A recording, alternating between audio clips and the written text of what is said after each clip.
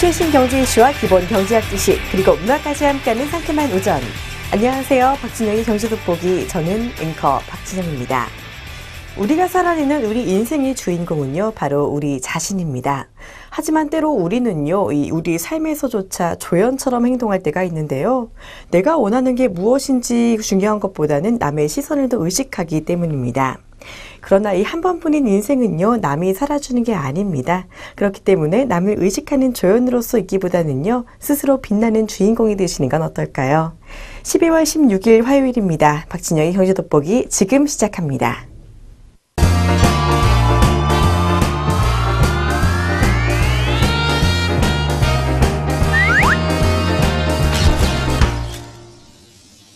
최신 경제 이슈를 빠르고 깊게 들여다보는 시간 동양돋보기입니다. 오늘은 한 베트남 FTA 체결에 따른 경제 효과에 대해 살펴보도록 하겠습니다. 한국과 베트남이 지난 10일 한 베트남 자유무역협정을 체결했습니다. 이로써 베트남은 우리나라의 15번째 FTA 협상국이 됐는데요. 올해 7월 말 기준 베트남의 GDP 규모는 1,878억 달러로 세계 55위입니다. 베트남의 경우 이 GDP가 높지는 않지만요, 인구 9천만 명으로 시장 잠재성이 크다고 볼 수가 있는데요. 머지않아 인구가 1억 명을 넘어설 것으로 보이기 때문입니다. 여기에 베트남은 전체 인구의 절반 이상이 30대 이하의 청년층이라서요, 향후의 이 성장성도 돋보이는 시장입니다. 여기에 베트남 현지에 부는 한류 바람이 거세고 이미 우리 기업들이 베트남 현지에 많이 진출해 있는 상황이라 향후 베트남 수출이 크게 늘어날 것으로 기대가 된다고 하네요. 현재 우리나라의 베트남 무역 규모는요, 이 작년만 기준으로 약 282억 6천만 달러로, 이 가운데 수출은 210억 9천만 달러, 수입은 71억 7천만 달러에 달한다고 합니다. 여기에 더해서 이 한 베트남 FTA 협상 타결로 쌍방 교역이 큰 폭으로 늘어날 것으로 예상이 되는데요. 수출과 수입이 각각 27% 그리고 19%가량 증가할 것으로 전망됩니다. 특히 열대과일류나 견과류, 커피와 수산물을 중심으로 수입이 늘어날 것으로 예상되고요. 자동차와 관련 부품, 이 전자제품 수출이 또 크게 증가할 것으로 보입니다. 또한 이번 한 베트남 FTA로 인해서요, 이르면 내년 하반기부터 폴로나 코치, 갭, 나이키 등 이 베트남산 유명 의류 브랜드의 관세가 사라질 전망입니다. 이들 우리는요, 사실상은 미국에 본사를 두고 있지만 이 대부분의 생산은 베트남 등 동남아에서 이루어지죠. 이처럼 베트남 소재 공장에서 생산되는 의류 제품이 국내에 수입될 경우 이 FTA 발효 즉시 관세가 사라지게 되는데요. 현재의 관세는 품목별로 다양하지만 대부분 8%의 안팎이라고 합니다. 한 베트남 FTA 이 상품 양호표를 보면요, FTA 발효 즉시 관세가 없어지는 87개 품목에 면사와 모사, 남성 바지, 셔츠, 블라우스, 신사복, 코트와 재킷, 여성 정장, 방모직물 등 여러 가지가 포함되어 있습니다. 이에 따라 폴로와 코치, 갭, 나이키 등 이 베트남에 공장을 둔 글로벌 의류 브랜드의 주요 제품이 이 국내로 수입될 때 관세가 없어질 것이라는 거죠. 바꿔 말해서요, 이 유명 브랜드라도 베트남산이라면 보다 싼 값에 구입할 수 있게 된다는 얘기입니다. 이들 브랜드는 고가의 제품은 유럽 등에서 생산하지만요, 중저가는 베트남 등 상대적으로 인건비가 저렴한 동남아에서 만들고 생산됩니다. 특히 베트남은 중국에 이어 세계의 굴뚝으로 불릴 정도로 공장이 많은 국가죠. 우리나라로 들어오는 이 베트남산 의류도 대폭 증가하는 추세인데요. 이 의류와 신발은 베트남에서 우리나라로 가장 많이 수출하는 품목 1, 2위에 올라가 있습니다. 이 밖에도요, 이 생활, 가전 등 소비재 품목이 개방되면서 우리 전자업체들의 베트남 시장 영향력이 확대될 것으로 전망됩니다. 이번 한 베트남 FTA를 통해서요, 3000cc 이상 승용차, 스킨로션과 파우더 같은 화장품, 전기밥솥과 믹서기, 전기다리미, 냉장고와 TV 등 각종 생활 가전과 같은 소비재 품목이 다수 개방이 되었죠. 전자업계는요, 이 한 베트남 FTA 협상 타결에 대해 아주 긍정적으로 평가하고 있는데요. 최근 기업들이 이 베트남 투자를 늘려온 건 역시 FTA 체결을 감안한 선제적 대응이었다는 점입니다. 이에 최근 삼성전자와 LG전자의 대규모 베트남 투자를 시작으로 이 한국 기업의 투자가 더 활성화될 거란 전망도 있습니다. 베트남의 최근 경제 성장률은 매년 약 5에서 6%에 달하고 양국의 전체 교역액이 283억 달러 수준으로 알려진 만큼 이 잠재성도 충분하고요.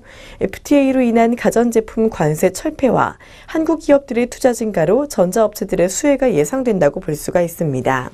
또한 이런 생활가전 품목 개방으로요, 이 화장품과 전기밥솥, 미석이나 전기 다리미 등에서 강세를 보이고 있는 우리의 중견, 중소기업도 마찬가지로요, 이번 FTA를 통한 관세 인하로 인해 앞으로 가격 경쟁력을 높이며 성장할 전망이 크다고 볼 수 있습니다. 또 우리 간판 수출 품목인 세탁기와 에어컨, LCD와 LED TV 등 고급 가전제품을 비롯해서요, 이 일부 자동차 부품과 화물차용 타이어 등이 특혜 관세를 받으며 베트남에 상륙하게 될 예정입니다. 나아가 한국산 분유와 건자재 등도 한 베트남 FTA 효과를 톡톡히 누릴 것으로 보인다고 하네요. 베트남은 아직 1인당 가구 소득이 3,000달러 정도지만요. 이 소비 시장의 성장 속도는 놀라울 정도로 빠르다고 할 수 있습니다. 또한 이 소비 패턴이 고급화되면서 대형 쇼핑센터와 유명 프랜차이즈 등이 속속 들어서고 있죠. 앞으로의 잠재 가능성이 무궁무진한 이 베트남 시장, 이번 FTA 체결이요, 앞으로 양국, 특히 한국 경제에 좋은 기회가 되기를 바랄 수 있겠습니다.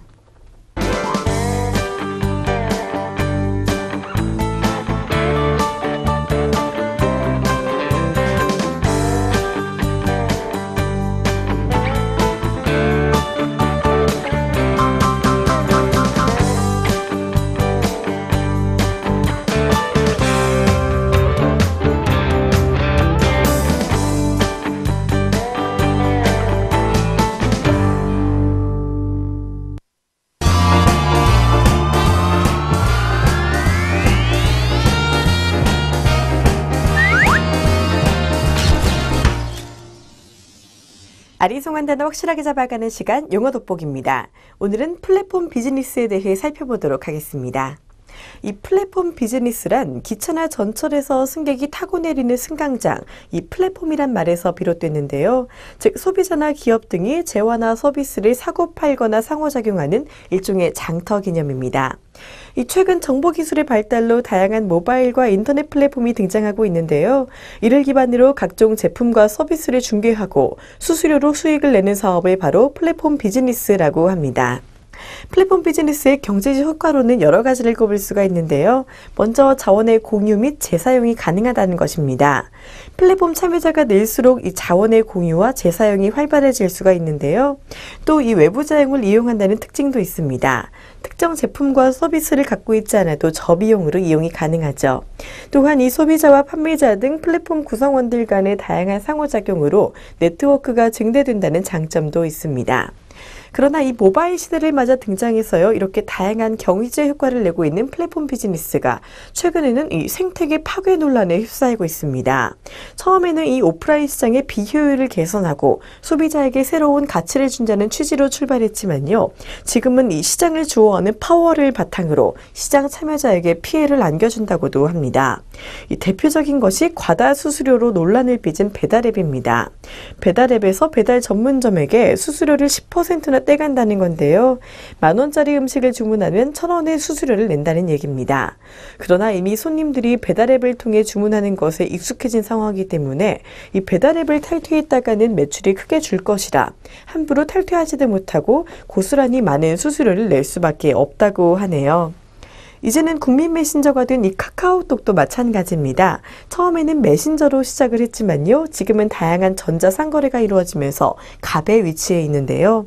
이 3,500만 명의 사용자를 확보한 카카오톡은 플랫폼의 지배력을 이용해 수익을 극대화하면서 이 중소게임사와 모바일 상품권 업체, 소액결제 업체 등과 충돌하고 있다고 합니다. 플랫폼 업체는요, 이 플랫폼 참여자와 일정 부분 수익을 공유하는 형태로 사업을 운영해 나가지만요, 수익 배분 비율 같은 기본 정책은 전적으로 업체가 결정합니다. 즉, 플랫폼 참여자는 의리될 수밖에 없는 거죠. 이처럼 플랫폼 비즈니스는요, 소비자 효용을 높이는 긍정적인 면이 있지만요, 플랫폼을 독점해서 시장 참여자를 좌지우지하는 부작용도 나타나고 있다고 합니다. 피해를 보는 쪽은 늘 경제적 약자이기 때문에요. 이 방치했다가는 혼란을 야기할 수 있다는 우려도 나오고 있습니다. 이처럼 플랫폼 참여자와 갈등을 빚기도 하고요. 또 시장에 자리 잡고 있던 기존 플레이어와 또 충돌을 일으키기도 합니다. 그 대표적인 예로 논란이 된 앱, 택시 앱 우버X를 들 수가 있는데요. 우버의 탑승 요금은요, 이 기본 요금 2,500원에 킬로미터당 610원으로 택시보다 약간 저렴한 수준입니다. 우버X가 활성화되면 택시 운전자들의 이 일자리를 빼앗을 수가 있게 되죠. 특히 이 플랫폼 비즈니스는요, 특별한 허가나 면허 없이도 이 의료와 운송, 숙박업 등 거의 모든 산업을 플랫폼이라는 기반 위에서 영위할 수가 있습니다. 특히 이 집주인의 빈방을 여행자 등에게 제공하는 에어비앤비는요, 숙박업체가 지켜야 할 이 소방과 안전 등의 규제를 받지 않아서 기존 호텔업계에 반발을 사고 있죠. 여기에 방을 빌려주는 이들이 사실상 임대소득을 얻고 있지만 이에 대한 세금도 내고 있지 않다는 것도 문제라고 합니다.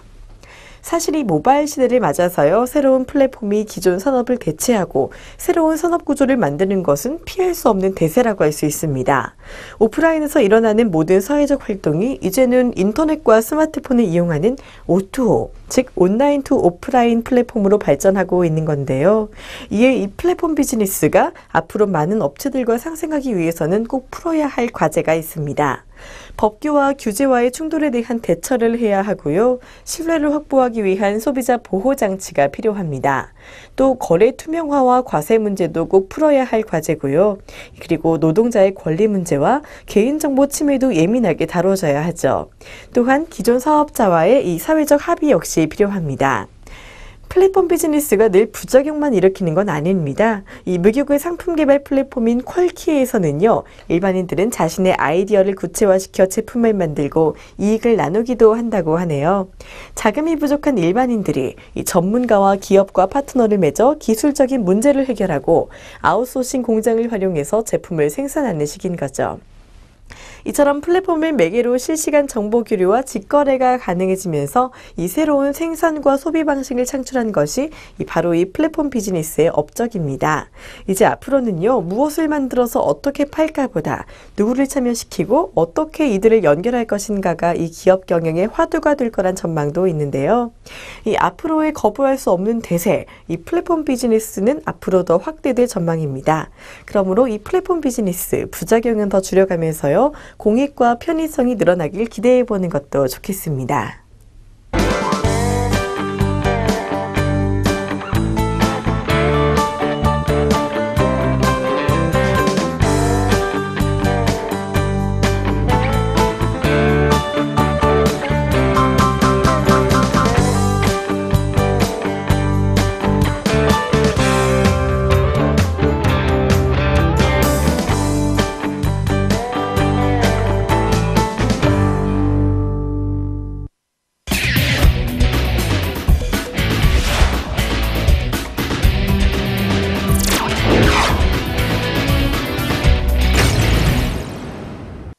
경제 문화적 재미를 더하다 컬처 앤 이코노미입니다. 오늘은 문화와 경제학을 결합시켜 분석한 책 밈노믹스에 대해 소개해드리도록 하겠습니다. 2008년 이 미국발 금융위기가 전 세계를 덮쳤을 때요, 많은 학자들은 저마다 그 원인을 분석해서 내놓았습니다. 금융자본의 탐욕이 부른 결과라는 점에는 대부분의 사람들이 대체로 공감했지만요, 이 분석 반복론과 처방은 조금씩 달랐는데요. 그때 당시 학계에서 유행한 경제학 사조가 바로 행동경제학입니다. 그동안 경제학 주류는요, 인간이 이성적, 합리적, 이기적으로 행동한다고 전제하고요, 수학 이론들을 활용해서 경제 현상을 설명하고 처방을 내렸는데요. 하지만 그 결과는 글로벌 금융위기로 나타났습니다. 주류 경제학이 합리적인 인간을 부정하는 데서 시작한 행동경제학은요, 인간의 실제 행동을 심리학, 사회학, 그리고 생물학적 견지에서 바라보고 현실을 규명합니다. 최근 미국에서 주목받고 있는 이 밈노믹스는요, 여기서 한 차원 더 발전한 경제학 최신 이론입니다. 이에 대해 미국 경제 칼럼니스트인 사이브 돌리바니가 이 밈노믹스 해설서를 써서 화제인데요. 그것이 바로 밈노믹스, 오늘 소개해드릴 책입니다. 밈노믹스란 밈과 경제학의 합성어입니다. 이 밈이란 영국 생물학자 리처드 도킨스의 이기적 유전자란 책에 처음 소개된 용어인데요.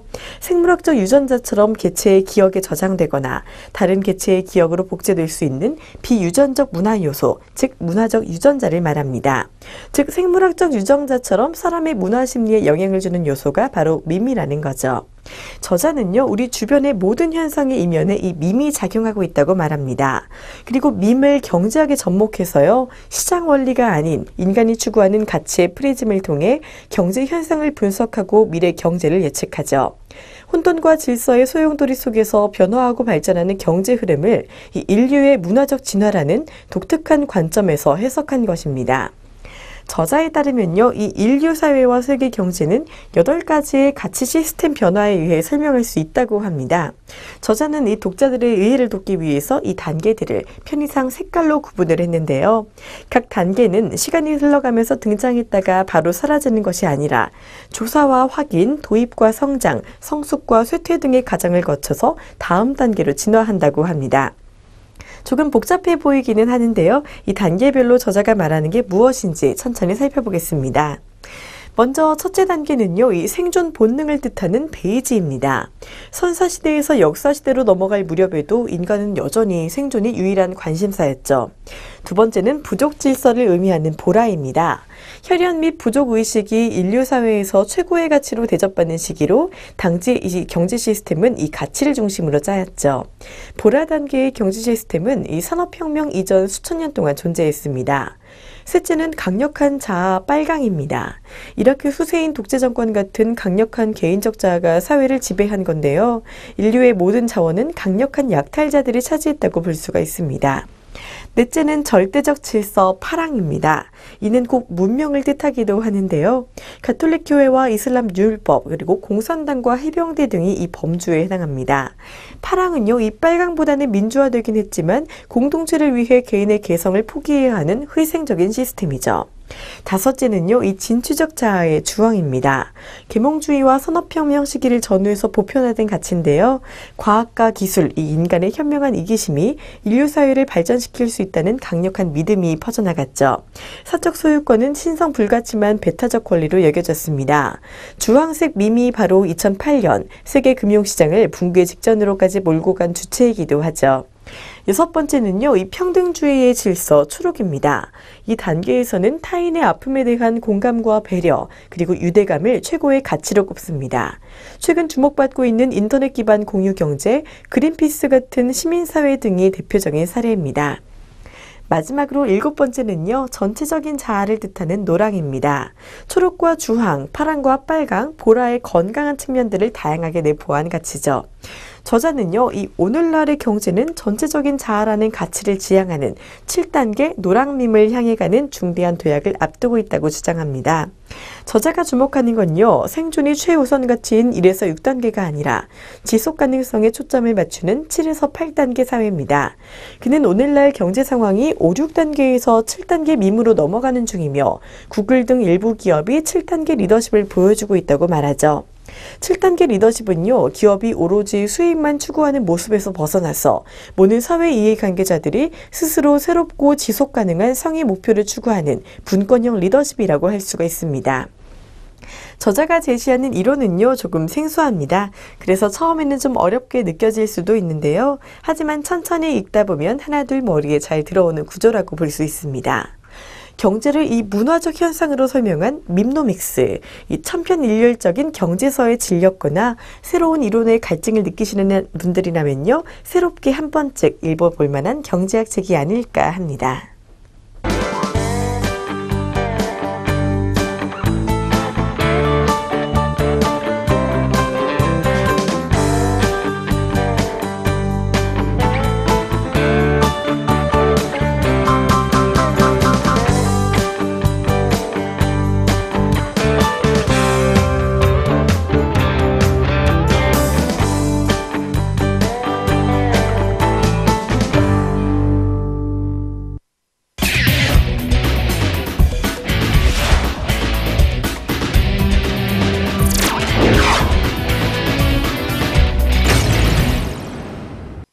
주목할 만한 주식 소개해드리는 주식 한마디 시간입니다. 오늘은 매일 유업에 대해 살펴보도록 하겠습니다.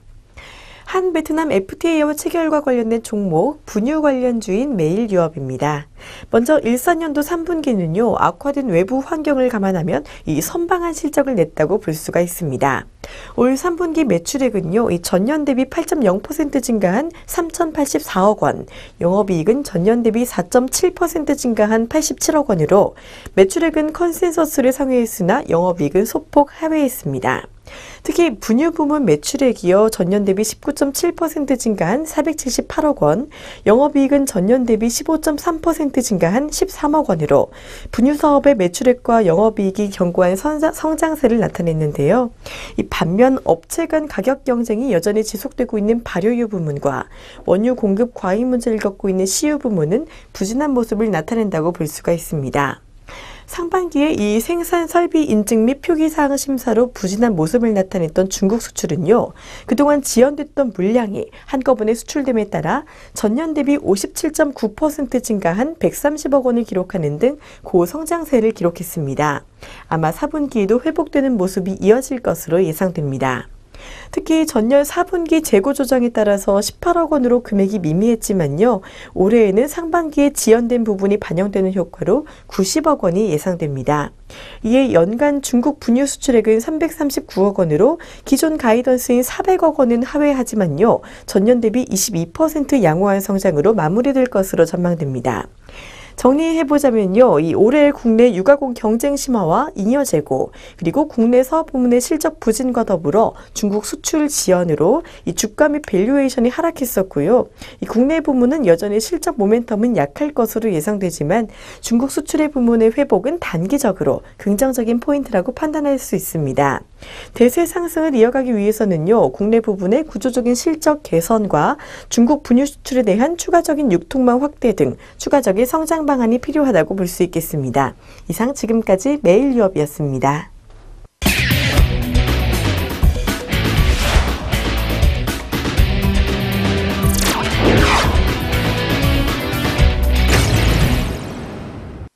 경제적으로 사느라 지친 삶 가운데 쉼표가 되는 시간 3분 문학충전입니다. 오늘은 아름다운 시가 돋보이는 시 한 편을 소개해드리도록 하겠습니다. 시련이 없는 사람은 없습니다. 누구나 크고 작은 시련을 겪으면서 늘 살아가곤 하는데요.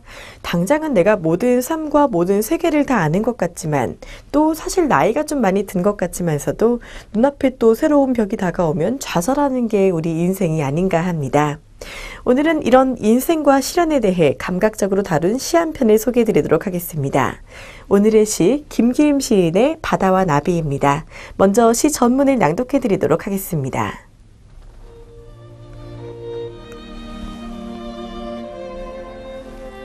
바다와 나비, 김기림. 아무도 그에게 수심을 일러준 일이 없기에 휘인 나비는 도무지 바다가 무섭지 않다. 청 무밭인가 해서 내려갔다가는 어린 날개가 물결에 절어서 공주처럼 지쳐서 돌아온다. 3월달 바다가 꽃이 피지 않아서 서글픈 나비 허리에 새파란 초생달이 시리다. 이 바다와 나비, 검고 푸른 한없이 넓은 바다와 연약하게 그지없는 나비는요, 얼핏 듣기만 해도 전혀 어울리지가 않습니다. 끝없는 바다 앞에 나비는 한낱 정말 나약한 존재일 뿐이죠. 그러나 우리도 마찬가지가 아닐까 하는데요. 사실 우리가 살고 있는 지구는 광활한 우주의 아주 작은 일부분일 뿐이고 우리는 그 작은 지구에서도 더 작은 점 같은 존재입니다. 한치 앞을 모르는 인생에서 그래도 더듬더듬 앞으로 나아가는 우리들, 저 바다 너머에 무엇이 있을지 상상도 못하고 있는 연약한 나비와 같다고 볼 수가 있는데요. 시련이 닥쳐올 때 나는 왜 이렇게 나약하나 하고 절망할 때도 많습니다. 하지만 또 자신의 한계를 경험한다는 건요, 좀 더 겸손해질 수 있는 기회가 되기도 하고 스스로를 더 객관적으로 볼 수 있게 되기도 하죠. 험한 바다 같은 세상이지만요, 그래도 좌절하면서도 자꾸 마주한다면 내가 어떤 방향으로 나아가야 할 것인지 조금이나마 그 길을 찾아갈 수 있지 않을까 합니다.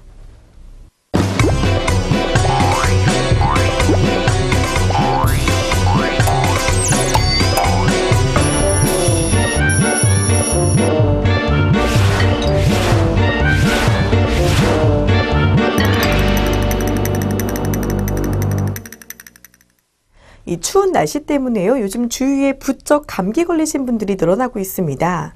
요즘 감기가 참 독하고 잘 떨어지지 않는다고 하니까요. 미리 감기 걸리기 전에 예방하시는 게 좋겠습니다. 오늘도 건강하고 좋은 하루 보내시고요. 저는 내일 다시 찾아뵙겠습니다. 여러분 고맙습니다.